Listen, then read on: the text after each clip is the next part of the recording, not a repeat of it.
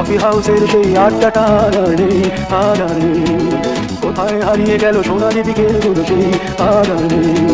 লা লা লা লা লা লা লা লা লা লা লা লা লা।